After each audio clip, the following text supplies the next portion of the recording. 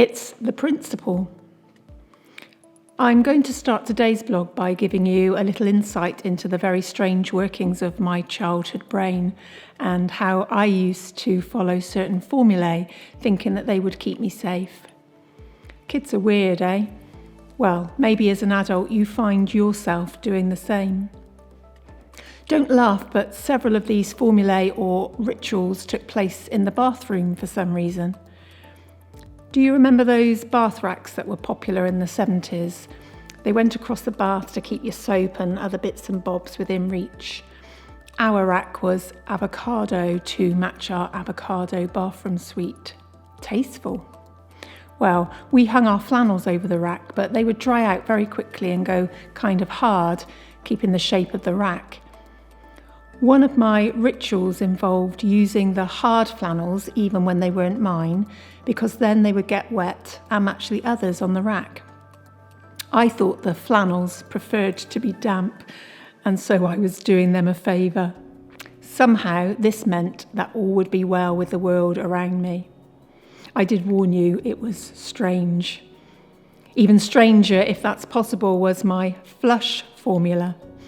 When I pulled the toilet flush, I had to open the bathroom door and get down the first 2 stairs before all of the water emptied out of the toilet cistern. Hand washing was clearly not a priority. Again, I thought this would make sure everything around me would be just as it should.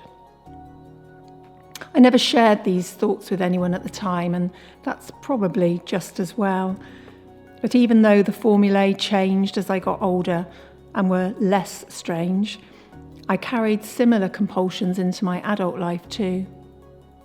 Even as a Christian, I thought maybe God was more likely to bless me if I just did this or was more like that, as though certain things needed to be in place to unlock God's good gifts, a formula that I just needed to get right.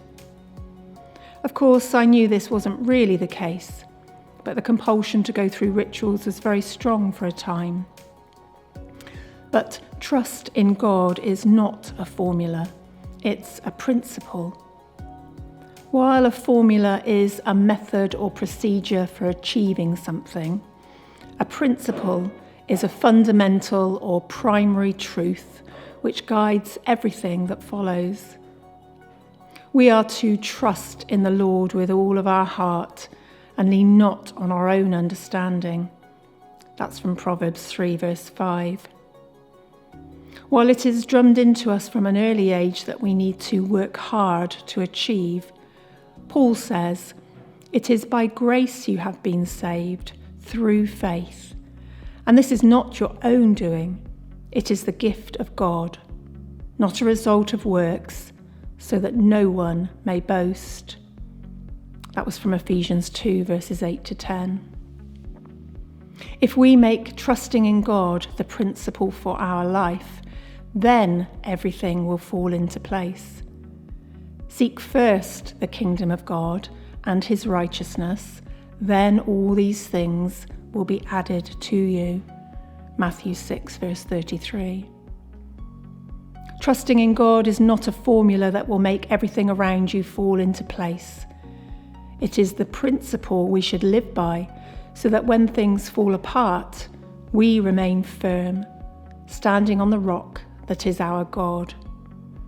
For who is God but the Lord, and who is a rock except our God? Psalm 18 verse 31.